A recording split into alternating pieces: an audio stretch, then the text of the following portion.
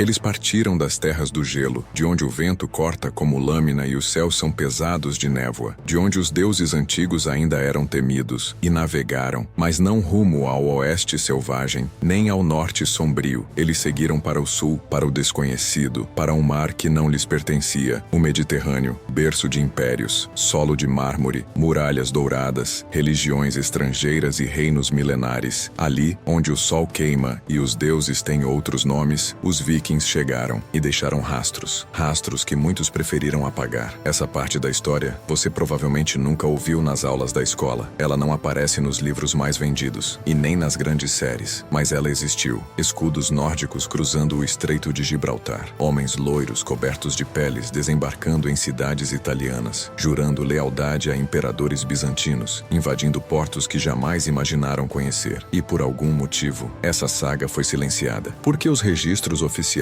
abafaram a presença viking no Mediterrâneo, medo de mostrar que eles foram mais do que bárbaros, ou apenas conveniência histórica. Hoje, vamos acender tochas sobre esse capítulo esquecido. Vamos reconstruir a trilha desses navegadores do norte que ousaram desafiar os reinos do sul. E talvez no fim, você perceba que os vikings não eram apenas lendas do gelo, mas sombras também no calor da pedra antiga. Se você é fascinado por aquilo que foi varrido da história oficial, por páginas rasgadas e verdades enterradas, esse vídeo foi feito para você. Então já se inscreve no canal e deixa seu like agora, porque o que você vai ver aqui, a maioria dos livros preferiu esconder. O século era o 9. Enquanto o mundo cristão se reerguia das ruínas do Império Romano, enquanto o islamismo avançava pelo norte da África e pela Península Ibérica, os bizantinos mantinham seu império de ouro e mármore no coração do Mediterrâneo Oriental. Mas do nada, no horizonte turvo das águas do sul, surgiram velas triangulares que não pertenciam àquelas rotas. Navios longos, estreitos, ágeis, feitos para cortar os gélidos mares do norte. Agora, rasgavam as ondas do mar Egeu. Eram eles, os vikings. Para muitos soldados bizantinos, aquilo parecia um delírio. Eles conheciam piratas, comerciantes árabes, corsários italianos, mas homens do norte, homens com peles grossas, cabelos trançados e escudos pintados de símbolos pagãos, era algo fora da ordem. Algo que não fazia sentido naquele cenário milenar. E mesmo assim, eles estavam ali. Fontes como a Crônica Anglo-Saxã e registros em manuscritos bizantinos como os de Teófanes Continuatus e João Escilitzes relatam esses encontros. Em alguns trechos, os nórdicos são chamados de Hos, provavelmente variações linguísticas usadas pelos gregos para se referir aos suecos. O fato é que os bizantinos os viram, relataram seus desembarques, registraram o medo, mas ao longo dos séculos, historiadores trataram essas aparições como desvios, episódios menores, curiosidades marginais. Por quê? O que os vikings estavam fazendo ali? Perdidos? Explorando? Ou havia algo mais? Havia propósito? Estratégia? Ou apenas uma sede ancestral por ir além do que os mapas mostravam? A presença nórdica no Mediterrâneo é, para muitos estudiosos modernos, a ponta de um iceberg que jamais deveria estar ali, mas estava, e isso muda tudo. Nem toda espada viking foi desembainhada contra os portões do sul. Algumas foram erguidas em defesa de um trono estrangeiro. A história muda de tom aqui. Não falamos mais de invasão, mas de aliança, de guerreiros do norte que passaram a proteger o coração do Império Bizantino. Eles foram chamados de varegos, uma elite de combatentes nórdicos que juraram lealdade ao imperador em Constantinopla. Sim, os mesmos vikings que pilhavam os mosteiros no norte da Inglaterra, agora guardavam os portões dourados da cidade mais rica do mundo cristão. Essa guarda pessoal ficou conhecida como Guarda Vareg e era temida por seu fanatismo e lealdade brutal. Diziam que seus machados de duas mãos abriam caminho onde escudos comuns falhavam, e que sua fidelidade não era comprada apenas com ouro, mas com honra. Eles não se curvavam a reis, mas ao basileu bizantino, curvavam-se como a um deus. Como isso foi possível? A resposta talvez esteja na força das oportunidades. O mundo conhecido estava em transformação, rotas comerciais cresciam, impérios enfrentavam inimigos internos, e os vikings estavam em todos os lugares. No final do século X, líderes nórdicos, especialmente aqueles da atual Suécia, começaram a negociar acordos com Constantinopla. Em troca de paz, ofereciam guerreiros, não qualquer soldado, homens moldados nas batalhas do norte, no frio dos fiordes, no aço das sagas. Os bizantinos, acostumados à intriga palaciana e à traição de generais locais, encontraram na fúria nórdica uma força incorruptível. A Guarda Vareg tornou-se símbolo de disciplina e medo. Marchavam com os emblemas do império, mas carregavam runas apenas sob a armadura. Mesmo convertidos ao cristianismo, mesmo trajando mantos imperiais, esses homens mantinham os deuses antigos dentro do peito. Lealdade externa, mas alma viking. Essa é uma das maiores ironias da história. Os bárbaros do norte tornaram-se guardiões do último império romano. Nem toda a presença viking no Mediterrâneo foi diplomática. Antes das alianças, vieram os ataques. E entre eles, um episódio se destaca como uma mistura de ousadia, engano e destruição. O ano era 859. Björn Ironside, conhecido nas sagas como Braço de Ferro, liderava uma frota viking que desceu pelos rios franceses, atravessou o Estreito de Gibraltar e invadiu as costas mediterrâneas. Não se tratava de um pequeno grupo, eram dezenas de navios, centenas de homens, e o destino, um território que poucos vikings haviam ousado alcançar. Ao chegarem à Itália, os vikings identificaram uma cidade de mármore, torres altas e riquezas visíveis. Eles acreditaram que era Roma, mas estavam errados. A cidade era Luna, uma das mais antigas colônias romanas na Toscana, já em decadência naquela época, mas ainda impressionante aos olhos nórdicos. A confusão, porém, não impediu o ataque. Os vikings encenaram uma farsa. Segundo relatos medievais, Bjorn forjou a própria morte, pedindo à população local que permitisse seu enterro cristão dentro dos muros da cidade. O plano foi aceito. O corpo foi levado com honras pelos cidadãos locais, e quando os portões se fecharam, os vikings, escondidos no caixão e nas comitivas fúnebres, tomaram a cidade de dentro para fora. Uma invasão por astúcia, uma guerra disfarçada de funeral. O saque de Luna virou lenda entre os nórdicos e vergonha entre os italianos, tanto que o episódio foi esquecido por séculos, varrido dos registros oficiais por humilhação ou descaso. Mas as fontes secundárias, manuscritos e crônicas dos séculos seguintes reviveram o ocorrido. E hoje, esse ataque é visto como um dos momentos mais surpreendentes da expansão viking fora do norte da Europa. Uma cidade que não era Roma, mas foi tratada como tal, e caiu como um símbolo de que os mares do sul também podiam ser invadidos por homens do gelo. Imagine a cena: guerreiros cobertos de peles, com símbolos rúnicos gravados na pele e no escudo, adentrando cidades onde sinos tocam, igrejas se erguem e cruzes douradas brilham sob o céu. Essa não foi apenas uma invasão militar, foi um confronto entre mundos, um choque de crenças, símbolos e cosmovisões. Os vikings carregavam os deuses antigos: Odin, o pai de todos; Thor, o senhor do trovão; e Freyja, deusa da fertilidade e da guerra. Deuses vivos para eles, deuses que exigiam sacrifícios, honra em combate e entrada em Valhalla, o salão dos guerreiros mortos. Agora imagine esses homens encontrando o cristianismo bizantino, adornado por ícones dourados, catedrais com mosaicos brilhantes e um Deus único que pregava amor, humildade e submissão. Mais ao oeste, em cidades como Luna e Pisa, os sinos católicos ecoavam. Mais ao leste, em territórios muçulmanos, as mesquitas se elevavam com seus minaretes e cânticos, e os vikings, pagãos, estavam no meio. Essa era a colisão que ninguém esperava. Um povo sem escritura sagrada confrontando civilizações moldadas por livros e dogmas. Em alguns casos, houve saque, igrejas queimadas, relíquias levadas como troféus. Mas também houve surpresa. Registros indicam que certos líderes nórdicos se sentiram profundamente impactados pela arte bizantina, pelas cerimônias religiosas e pelo esplendor das igrejas ortodoxas. Essa convivência forçada, mesmo breve, acendeu uma fagulha de transformação. Alguns vikings se converteram, outros copiaram táticas e estilos arquitetônicos. E há quem diga que a ideia do céu cristão, mesmo diferente do Valhalla, começou a parecer sedutora para aqueles cansados de guerra. A verdade é que não foi apenas uma guerra de espadas, foi uma batalha de símbolos. De um lado, o martelo de Thor, do outro, a cruz dourada, e entre os dois, o Mediterrâneo, palco de um encontro que deixou marcas nas almas, tanto quanto nas cidades. Nem toda a história viking é escrita com sangue. Algumas foram seladas com troca, palavra e prata. Por trás da imagem popular do viking saqueador, havia também o mercador. E embora o Mediterrâneo fosse palco de conquistas e batalhas, há indícios de que ele também foi caminho para acordos, trocas e rotas comerciais inesperadas. Escavações em regiões como o sul da Itália, sul da França e até o norte da África revelaram artefatos que não pertenciam à cultura local. Pingentes com motivos nórdicos, moedas escandinavas, peças de âmbar báltico, um material valioso na época, e fragmentos de armas típicas do norte. Como esses objetos chegaram tão longe? A explicação mais aceita entre arqueólogos modernos é clara. Os vikings não vinham apenas para pilhar, eles negociavam, e faziam isso mesmo com culturas culturas totalmente diferentes. Em algumas situações, após ataques ou confrontos, estabelecia-se uma espécie de trégua informal, e então começava o comércio. Os vikings traziam peles, âmbar, mel, ferro e escravos, e recebiam vinho, azeite, seda, joias e especiarias, itens que não existiam em suas terras, mas que voltavam com eles, enriquecendo vilarejos nórdicos com o brilho do sul. Há ainda a teoria de que rotas comerciais improvisadas foram criadas entre portos secretos, longe da vigilância imperial, onde vikings e comerciantes locais trocavam bens por pura necessidade, ou por lucro mútuo. Essas rotas nunca foram registradas em mapas, talvez por vergonha, talvez por risco, ou talvez porque não interessava aos impérios reconhecer que os bárbaros também sabiam negociar. Essa parte da história é como um rastro de poeira sob o mármore, quase invisível, mas real. Se os vikings usaram o Mediterrâneo como estrada para o comércio, então estamos diante de algo muito maior, uma rede de contatos que atravessava a Europa e tocava todos os mundos conhecidos da época. E mais uma vez, essa versão da história, mais diplomática, mais humana, foi deixada de lado, esquecida, como se fosse menos digna de ser contada. Mas aqui, ela é lembrada. Num mundo de espadas, escudos e sangue, é difícil imaginar um viking de joelhos diante de um altar, mas essa história existiu e carrega em si um dos contrastes mais surpreendentes da saga nórdica. No Mediterrâneo, cercado por igrejas, relíquias sagradas e o peso do cristianismo ortodoxo e latino, alguns guerreiros do norte passaram por uma transformação profunda, uma conversão e, em casos raríssimos, uma santificação. A lenda fala de um viking, provavelmente originário da atual Suécia, que após anos de batalhas em terras estrangeiras, abandonou as armas e dedicou sua vida à fé cristã. Seu nome se perdeu nas névoas do tempo, mas o que restou foi seu legado. Segundo registros em manuscritos do sul da Itália e tradições orais mantidas em pequenos vilarejos da Campânia, esse homem teria sido canonizado como mártir após defender uma cidade cristã contra invasores, possivelmente até contra seus próprios antigos companheiros. A transformação não foi repentina. A lenda fala de noites silenciosas em mosteiros, jejuns prolongados, preces solitárias e um sofrimento interno que queimava mais do que qualquer cicatriz de batalha. E então, quando o perigo veio, ele lutou novamente, mas dessa vez não por glória, não por ouro, lutou por fé. A sua morte teria sido violenta, mas simbólica. Seu corpo, enterrado ao lado de um altar, se tornou local de peregrinação, e com o tempo, ele virou santo. Para os cristãos locais, um milagre. Para os poucos nórdicos que ainda lembravam de seu nome, uma heresia ou redenção, depende de como se olha. Mas o fato é este: um viking, filho de uma cultura pagã, forjado entre batalhas e tempestades, encontrou no calor do sul uma nova missão. Essa história, embora envolta em mistério, está longe de ser isolada. Ela revela um aspecto profundo e pouco falado da expansão nórdica, a capacidade de se adaptar, de assimilar e de transformar. Entre a fúria do norte e a luz das velas do sul, nasceu uma lenda, não de conquista, mas de fé. Para entender o impacto dessa jornada, é preciso enxergar o Mediterrâneo não com nossos olhos modernos, mas com os olhos de um viking. Imagine alguém nascido entre florestas densas e invernos que duram metade do ano, alguém acostumado com cabanas de madeira, rios congelados e neblina constante, onde as cores predominantes são o cinza do céu e o verde escuro das árvores, onde o mar uiva com fúria e navegar é um ato de guerra contra os próprios deuses. Agora, coloque esse homem diante do Mediterrâneo, um mar azul intenso, calmo, quase dócil, cercado de palmeiras, vinhedos, colinas secas e cidades feitas de pedra clara, onde os telhados são vermelhos, as ruas têm cheiro de vinho e o ar é quente mesmo no inverno. Para um viking, era outro mundo, quase um paraíso, quase uma armadilha. Os relatos de cronistas e viajantes sugerem que muitos nórdicos ficaram fascinados com o contraste. Alguns se perderam nesse fascínio, outros desejaram conquistar, tomar para si aquele brilho dourado que faltava em suas terras gélidas. Mas havia também desconforto, a sensação de estar deslocado, porque para um viking, aquela abundância podia ser sinal de fraqueza, a beleza, um convite à decadência, o conforto, uma ameaça à honra. Mesmo assim, muitos ficaram, outros voltaram, levando consigo o gosto do sul, os tecidos finos, os vinhos doces, a memória de cidades que pareciam feitas por deuses. Esse contraste geográfico e simbólico marca uma das maiores rupturas culturais da saga viking. Foi a prova de que os nórdicos não eram apenas guerreiros ferozes, mas também observadores atentos, homens que sabiam olhar o novo com curiosidade e que podiam se encantar, mesmo sem se curvar. O Mediterrâneo não os transformou de imediato imediato, mas plantou uma semente, e talvez por isso mesmo, essa história tenha sido deixada de lado. Nos últimos anos, o mundo redescobriu os Vikings. Séries como Vikings, Valhalla e jogos como Assassin's Creed Valhalla reacenderam o fascínio popular por esses guerreiros do norte. Rituais, batalhas, mitos, aldeias congeladas, tudo embalado em trilhas épicas e visuais cinematográficos. Mas há um detalhe curioso: essas produções praticamente ignoram o sul. O Mediterrâneo, palco de invasões, alianças e lendas viking, mal é citado, quase nunca aparece. E quando aparece, é como pano de fundo, sem peso, sem alma. Por que isso acontece? A resposta talvez esteja no mito que foi criado. A ideia de que o viking é um ser do gelo, da floresta, do frio, quase uma criatura mítica do norte. Tirá-lo desse ambiente parece para muitos roteiristas uma traição à estética da lenda. Mas a verdade histórica é outra. Eles foram muito além, e não mostrar isso é limitar sua saga a um território que nunca os conteve de verdade. Mostrar um viking sob o sol italiano negociando com mercadores mouros ou servindo ao imperador bizantino quebra a fantasia tradicional, mas aproxima da realidade. E talvez essa realidade seja ainda mais impressionante, porque ela mostra que os vikings não eram personagens de uma mitologia nórdica congelada no tempo. Eram seres humanos em movimento, complexos, contraditórios. Ignorar sua passagem pelo Mediterrâneo é perder um dos capítulos mais ricos da história medieval. É deixar de lado a parte que mostra a adaptação, transformação e profundidade. E é exatamente por isso que este vídeo existe, para trazer à tona o que foi deixado nas sombras, não por falta de valor, mas por não se encaixar na versão cinematográfica da lenda. Aqui a história é mais completa, mais humana, mais verdadeira. Eles partiram das terras do gelo, mas o destino real dos vikings foi muito além das ilhas britânicas, dos fiordes noruegueses ou dos campos da Escócia. Eles cruzaram oceanos, desceram rios, entraram em cidades que jamais imaginaram existir, enfrentaram línguas que não entendiam, símbolos que os assustavam e culturas que os encantaram. No Mediterrâneo, os vikings revelaram outra face, a do homem que observa antes de atacar, que aprende antes de conquistar e que negocia quando vê valor. Eles foram mercenários do Império Bizantino, foram invasores em cidades italianas, foram peregrinos confusos, homens em busca de fé, foram guerreiros que viraram lenda até entre aqueles que não falavam sua língua, e ainda assim foram esquecidos. A história oficial preferiu ignorar esse capítulo, talvez porque ele é complexo, difícil de rotular, difícil de encaixar na imagem congelada do viking selvagem do norte. Mas a verdade é mais forte do que o mito, e ela está aí, nos manuscritos empoeirados, nas ruínas à beira-mar, nos objetos encontrados por arqueólogos em lugares onde os vikings nunca deveriam ter estado. Eles estiveram, e isso muda tudo. A saga viking não termina nos fiordes. Ela ecoa nos mosaicos de Constantinopla, nas igrejas saqueadas da Toscana, nos mercados esquecidos da Sardenha, porque onde há mar, há sempre um navio viking pronto para desafiar o horizonte. E agora eu te pergunto, você acha que a história escondeu isso por medo, descaso ou pura conveniência? Comenta aqui embaixo. Quero saber a sua visão sobre essa saga esquecida. E se você gostou desse mergulho nas sombras do passado, se inscreve no canal, deixa o like e ativa o sino, porque na próxima batalha histórica você vai querer estar do nosso lado. Nos vemos no próximo episódio e que os ventos antigos te guiem até lá.